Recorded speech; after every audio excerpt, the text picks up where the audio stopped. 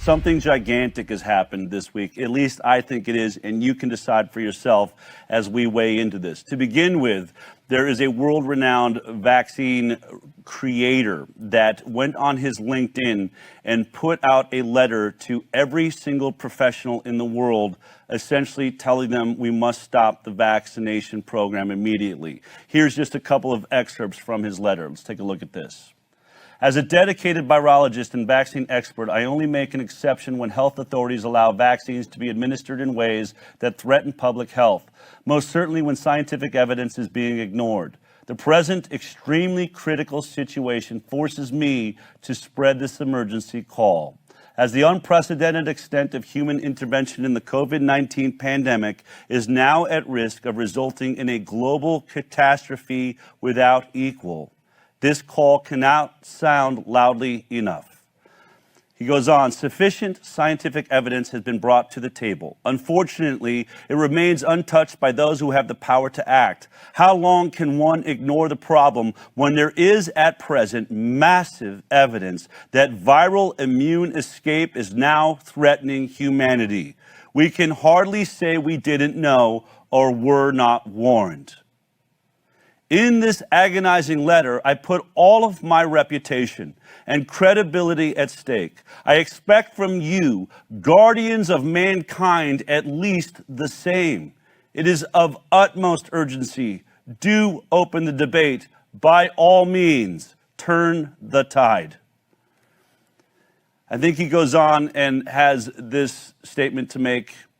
A form of a disclaimer, I suppose. For those who may have some difficulty in understanding how mass vaccination drives viral immune escape, it will suffice to watch infectivity and morbidity rates in those countries who have now succeeded in vaccinating millions of people in just a few weeks, e.g. UK, Israel, USA.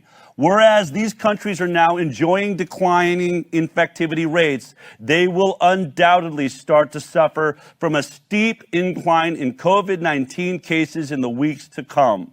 The steep decline we're seeing right now may be followed by a short-lived plateau, but a subsequent steep incline of severe disease cases is inevitable. These are shocking statements. And to be clear, just so you recognize, this man could not be more pro-vaccine. In fact, he may be one of the most highly ranked and talented vaccine creators in the world. Let's take a look at the resume of the man that is screaming at the top of the mountain right now. This is Geert Vanden Bossche, PhD. He was at GSK Biologicals. He was a senior project leader of adolescent vaccine projects, new biotech vaccine development and QC/QA manager, head of adjuvant technologies and alternative deliveries and R&D. At Novartis Vaccines and Diagnostics, he was the director, research program leader, and head of adjuvants. At Solvay Biologicals, global project director of the influenza vaccines. For the Bill and Melinda Gates Foundation, he was the senior program officer, Global Health Vaccine Discovery.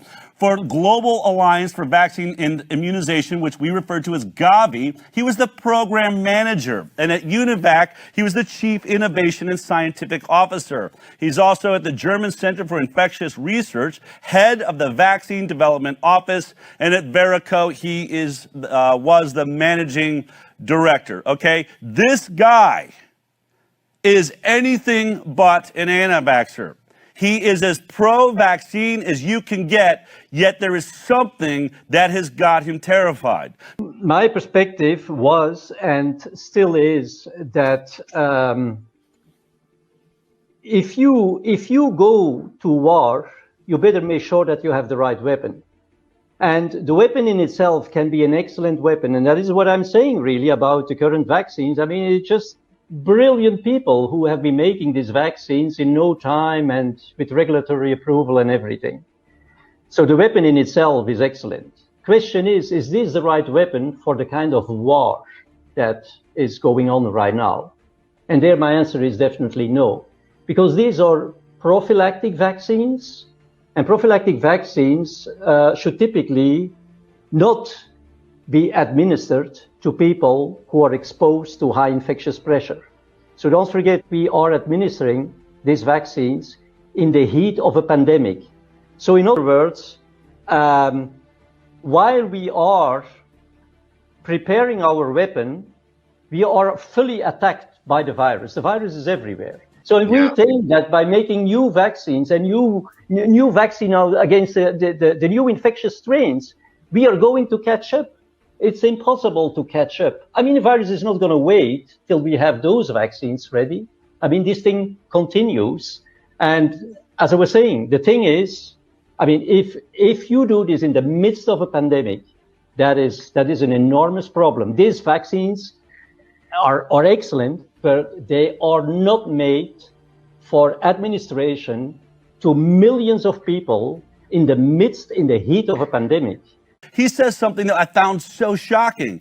He says, you must understand, this virus mutates within 10 hours. So if somebody's having a suboptimal response, it is going to mutate around that suboptimal response and become stronger and more powerful within 10 hours. And so he's saying, we're trying to catch up with that. We're going to, in this race, what are we going to keep making vaccines for all the variants as they appear? Or as Eugenio very well put out, if you're making a third shot, doesn't that mean you're not trusting the 2 shots is going to work? You're darn right. This guy's telling you they're not going to work. But it's not going to be a third shot or a fourth shot. This tweet came to mind. Look at this tweet. This is this guy. Figure below shows thousands of COVID mutations so far. Each point denotes a mutation. Now stop panicking every time you hear of a new mutation with a country or city brand name. Look at all of those dots, folks. This is the reality. Thousands. This thing mutates like crazy. We have thousands. Are we going to take that many vaccines to handle all the variants? This is the wrong weapon for the wrong war. We haven't spent enough time understanding how the virus impacts the body and understanding how the pandemic then will impact the world. We've spent all of our time just going for solutions. Has that been a mistake? Of course, this has been the most important mistake, I think. I'm not sure many people, and I was part of them. I was just explaining, we don't understand our weapon because we don't understand that prophylactic vaccines should not be used in the midst of an epidemic. And we don't understand exactly what the virus is doing. So we go to a war and we don't know our enemy. We don't understand the strategy of our enemy, and we don't know how our weapon works. I mean, how is that going to go? So that is a fundamental problem to begin with. I understand, and I completely accept that. But at the same time, I am still thinking that if the governments don't respond in some way, because they have to be seen to be doing something, they seem to be in a lose-lose situation. If they don't do anything, they're going to be criticized. And if they do something, they're going to be criticized. Is that a fair statement to make? I don't think so. What was this oath of, what's the name of the guy? Hippocrates? Mm-hmm. You know the oath? The first do no harm. Okay. Well, I mean, it wouldn't matter if you start vaccinating people and even it doesn't work. Problem is that we induce a long-lived antibody response. And as a matter of fact, we know, I mean, that is not my knowledge, it's all published. Problem is that we fail to put the pieces of the puzzle together. Fact is that these long-lived antibodies, which have high specificity, of course, for the virus, they outcompete our natural antibodies. Because the natural antibodies, they have a very broad spectrum, but they have low affinity, right? And so by doing this, even if your antibodies don't work anymore because there is resistance or, the strains are too different from the original strain, these antibodies, specific antibodies, will still continue to outcompete your natural antibodies. And that is a huge problem because I was saying just a few minutes ago, these natural antibodies, they provide you with broad protection. This protection is, yes, it is variant non-specific. Doesn't matter what variant you get. It doesn't even matter what type of coronavirus is coming in. They will protect you.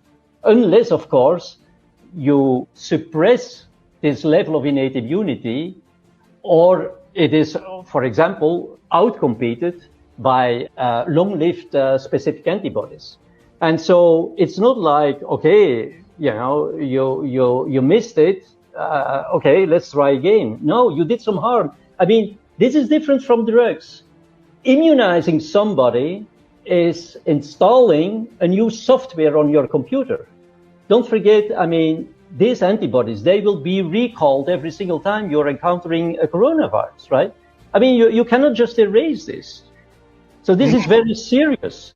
We are going to pay a huge price for this. And I'm becoming emotional because I'm thinking of my children, of the younger generation. I mean, it's just impossible what we are doing. We don't understand the pandemic. We have been turning it in an artificial pandemic. Who can explain where all of a sudden all this highly infectious strain come from? Nobody can explain this. I can explain it, but we have not been seeing this during previous pandemics. During natural pandemics, we have not been seeing it because at every single time the immunity was low enough so that the virus didn't need to escape. So back at the end of the pandemic, when things calmed down and there was herd immunity, it was still the same virus circulating.